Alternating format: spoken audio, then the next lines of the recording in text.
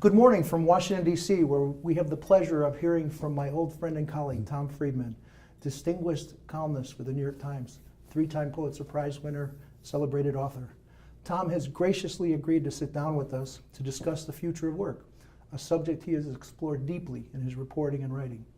Tom's latest book, Thank You for Being Late, An Optimist's Guide to Thriving in the Age of Accelerations, takes a deep dive into the technological, commercial, and environmental forces shaping our world and the future of work at a time of unprecedented accelerated change, and critically at a time of acceleration in the rate of change itself, in technology, in the market, in Mother Nature. An acceleration that Tom compellingly argues has outstripped the ability of governments, businesses, institutions, and individuals to adapt, leaving many people who feel left behind and outside the accelerating flows of information and knowledge adrift and angry. Tom, you write about the interaction of these forces, Moore's Law, globalization, climate change, all propelled by what you call the supernova of the cloud, the technological explosion that connects and drives them all, and how they're disrupting the big global machine that organizes our world. One conclusion you offer is the need for dynamic stability, the ability to adapt while continually on the move, which you liken to riding a bicycle. Hard at first, then it gets a little easier, but you have to keep moving to stay upright. Could you talk about all that a little bit? Well, George, first of all, it's great to be here with you and the Eisenhower Fellows. I wish I could be in the room with you. The basic argument in my book is that if you want to think about the world today, if you want to start a political party today, start a company today, to me, you always have to start at the highest level. What world am I living in? What are the biggest forces shaping this world? And how do I get the most out of them for more of my citizens or employees? And how do I cushion the worst? So with that background, basically I said, well, what are the biggest forces shaping the world today? It seemed to me it's three, and they're all accelerating at the same time. It's what I call the market, Mother Nature, and Moore's Law. Now for me, the market is globalization, but not your grandfather's globalization. That was containers on ships and planes. I think what's driving globalization today is actually digital globalization, the way everything's being digitized and globalized, whether through MOOCs or PayPal or Expedia or everything you can think of, Amazon, that is now basically digitizing products, services, and interactions and then globalizing them. If you put digital globalization on a graph, George, it looks like a hockey stick. Mother Nature for me is climate change, biodiversity loss, and population growth in the developing world. Put that on a graph, it looks like a hockey stick. And Moore's Law, coined by Gordon Moore in 1965, the co-founder of Intel, posited that the speed and power of microchips would double roughly every 24 months. It's now closer to 36. Never mind, Moore's Law has held up for 52 years. And every year, pretty much for the last 52, someone's written an article saying, Moore's Law is over, it's all over. And you know what they all have in common, George? They were all wrong. So Moore's Law, the speed and power of microchips, put it on a graph, it looks like this. Now let's stop for a minute and focus on the Moore's Law, because that's really the driver of everything. Because more Moore's Law drives more globalization drives more climate change and the like. Think about the computer you're working on now. Good chance it's operating on an Intel 14 nanometer chip. Couldn't even really see it with the human eye, the transistors. It has 37.5 million transistors per square millimeter. At the end of 2017, Intel will begin, under Moore's Law, introducing its next generation chip. That's a 10 nanometer chip. It will have 100 million transistors per square millimeter. Now that sounds very abstract to everyone, so what does that mean? What's the difference between a 14 nanometer chip with 37 million and a 10 nanometer chip with 100 million? That's the difference between a self-driving car that needs the entire trunk to contain the brains of that car and a self-driving car that needs just a little box under the front seat. So you see how each one of these leaps will drive massive change. These exponential leaps Yes. is a major point of your book. And one of the things we're talking about, that you talk quite knowledgeably about, automation and artificial intelligence. They're no longer the future. They're here now.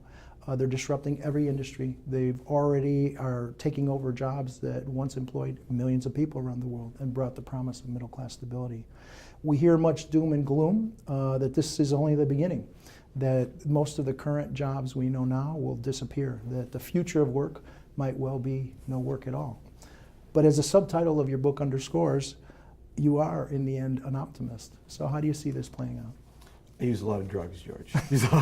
Don't tweet that out there. Nobody tweet that. It's a joke. Basically, well, let's try to unpack all of this. So if you take what's happening in these three areas, we're actually going through three climate changes at once. We're going through a change of the climate. We're going from what I call later to now. So when you and I grew up, Georgia, we could fix that river, clean that lake, repair that forest, save that endangered species. We could do it an hour later. Well, I think later will be too late. Okay, whatever you're going to save, please save it now, because later is officially over. When you go from later to now, that's a big change in terms of the responsibility we have toward the environment. We're going through a change in the climate of globalization. And even with digital globalization, we're going from a world that's interconnected to a world that's interdependent. It's a very different world. In an interdependent world, my friends can kill me faster than my enemies. If Greece or Italy go bankrupt tomorrow, we in America will feel that. Well, Greece, Italy, they're NATO members. They're in the EU. Yet your friends now can kill you faster than your enemies, and your rivals falling can be more dangerous than your rivals rising. If China's growth goes to zero, if the Soviet Union, Russia is today is destabilized, these rivals, they could really destabilize us by falling more than rising in an interdependent world. That's a climate change. And a third climate change, and that gets to your AI question, is in technology. So thanks to this acceleration in Moore's law, we have hit a point now where the combination of networking, artificial intelligence, and big data is allowing us to suddenly analyze, optimize, prophesize, customize, and automize almost any product or service you can imagine. So what do I mean by that? We can now analyze data, and we can find needles in the haystack that was the exception before, now is the norm. I can find the needle in the haystack, in that poll, in that data analysis of my customer base. We can optimize. General Electric can tell United Airlines exactly what altitude to fly the plane from Washington to Madrid every mile to get the perfect energy efficiency. We can prophesize. You may have seen the IBM Watson ad. Guy shows up at the building, tells the doorman, I'm here to fix the elevator. Doorman says the elevator isn't broken. Guy says, yes, I know, but it will be in 6 weeks. We can do predictive analytics and repair and preemptive repair and spare us so much downtime in all kinds of things. We can customize, make it just for George, whatever it is, product or service, and now we can digitize and therefore automate virtually anything. Oh man, George, those aren't little things. At a speed that was unthinkable. Exactly, and you put them all together, and what I think it's doing is injecting grease into everything. So our stock market's been soaring. Maybe it'll go down this week. I'm not a stock market analyst, but I think generally, what's driving a lot of these companies' earnings now is the fact they're analyzing, optimizing, prophesizing, customizing, and automating at a speed, scope, and scale we've never seen before. So how do we deal with all this? Tom, you argue convincingly in the book about the need to transform our institutions and societies to provide the tools and incentives for lifelong learning, to rethink key social contracts, to focus on skills, not credentials, what our friends at Manpower Group call the skills revolution. But this isn't exactly the focus of the public conversation these days, not in our country, nor in many others. So in practical terms, how do we do that? How do we reboot our educational systems and our societies at a time when there's of such dramatic loss of authority and credibility for our public and private institutions? Well, let's talk about the challenge and then the politics. I think one can see political parties blowing up all over the industrialized world today. In America, France, Britain, we've seen even in Israel, the Labor Party there. A lot of these parties are just dead men walking. In America, we've got Republicans and Democrats. They're both dead. Nobody's told them. One of them happens to have power, so it thinks it's alive. But these parties really aren't on top of, I think, the real agenda today, because their agendas are really defined by the New Deal, the Industrial Revolution, the early IT revolution, civil rights, both race and gender. And I think that the thing that has to drive your agenda today are these three accelerations. And so what does that mean for education? What it means for education is that The days when you and I could go to college, get a 4-year degree or a 6-year degree, whatever, and then expect to dine out on that for the next 30 years or next 10 years, whatever, that day is long gone.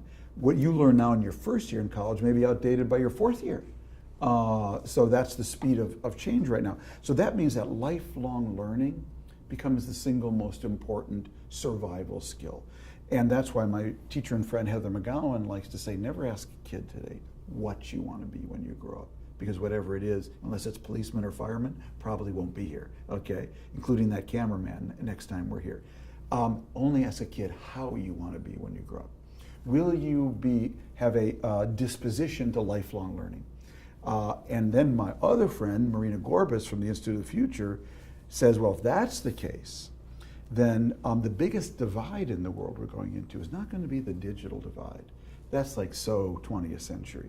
You know, the days when New York City had internet, upstate New York didn't, America had it, you know, sub-Saharan Africa didn't. Forget the digital divide. If it isn't gone, will be gone, I guarantee you, in 5 years. And when that happens, Marina says the most important divide in the world will be the motivational divide.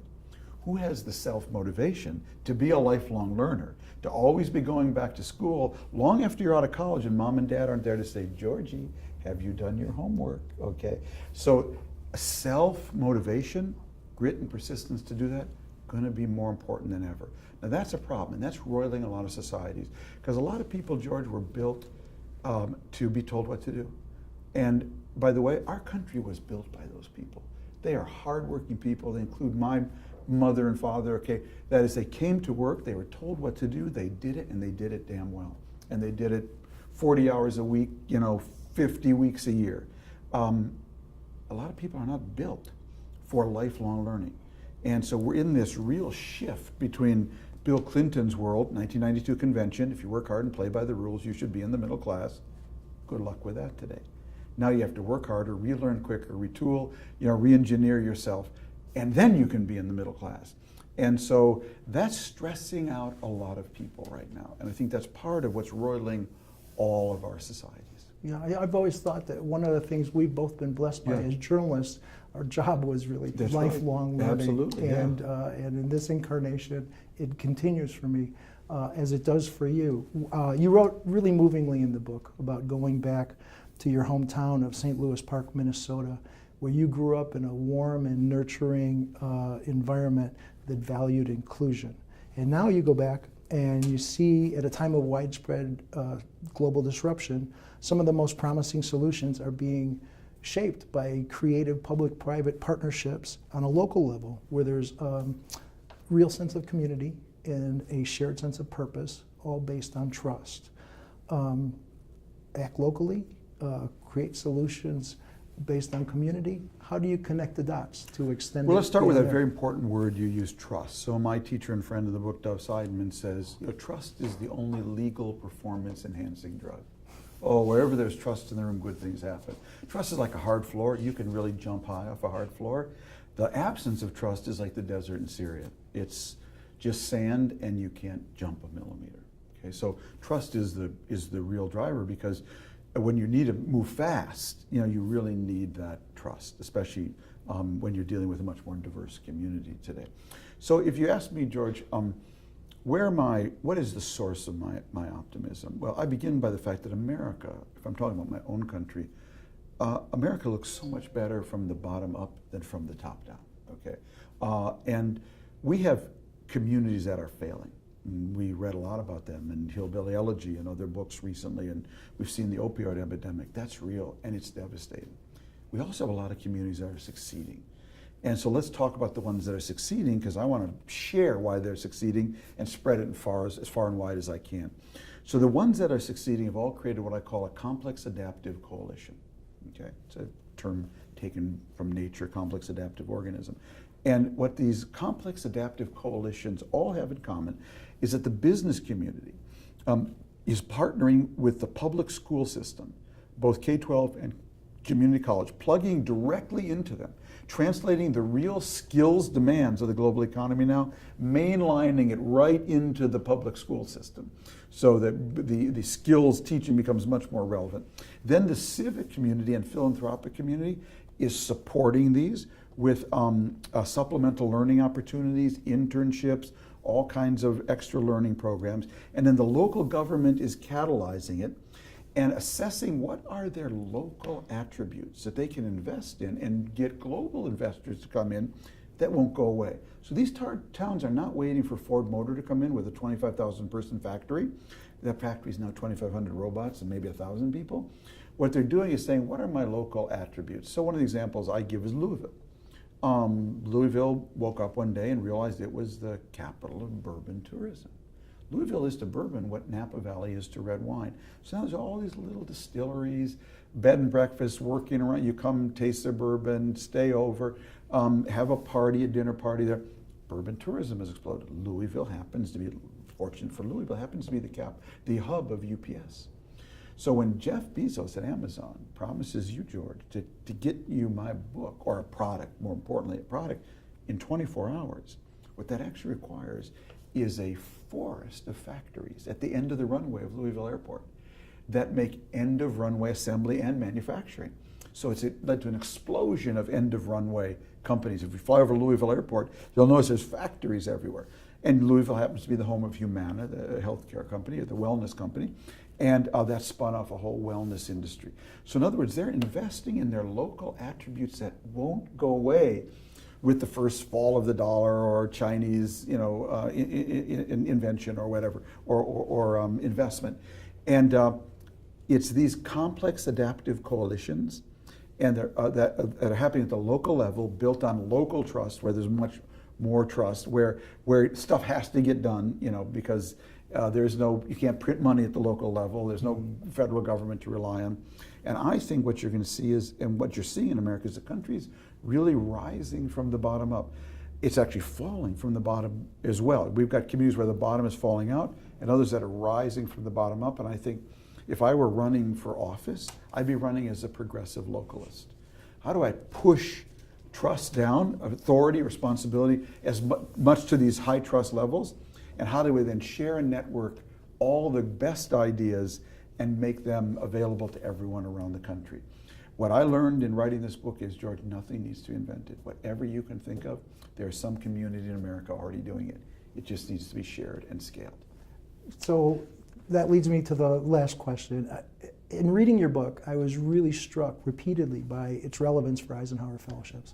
Our fellows seek to maximize their impact by connecting with other innovative leaders across borders and cultures, using the network, our global network, as a platform to share knowledge, resources, and their own personal networks by building relationships of trust. We talk about that a lot. In every region of the world, they drive multidisciplinary approaches to problem solving through creative public-private partnerships, as you're describing. And that's what we're doing this weekend in Malaga, exchanging learnings and working on concrete projects on this critical subject in every region of the world, with fellows and distinguished thinkers from more than 40 countries. So you've been a good friend to EF over the years, Tom, generously hosting fellows since before I got here. What role do you see for networks of leaders and doers like Eisenhower Fellows in helping their societies adapt to and perhaps shape this brave new world we're all facing? Two things come to mind, George. One is that it's a quote from my teacher and friend Tom Burke in the book. He's a British environmentalist. And Tom likes to say, it's the doing we do together that matters most. I'm a big believer in that, because all the problems in the world today are big, hard problems. And you can only fix big, hard things together. And to the extent that you're building a platform that gets people to pull in the same direction, very broadly, that is a huge plus for them and for the world. But more importantly, this is I go back to what I said, nothing has to be invented, George. I bet when I wrote my book, Lexus Neolatry in 1999, my favorite quote in that book was from a management consultant who had worked on Siemens. And he said, if only Siemens knew what Siemens knows, God, it would be a great company.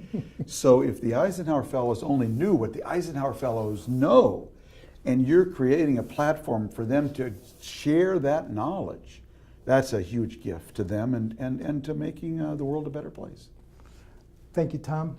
Ladies and gentlemen, Tom Friedman, thank you for being late. It's relevant reading for all of us. Thanks so much, George. Really appreciate it. Thank you That's much. Great.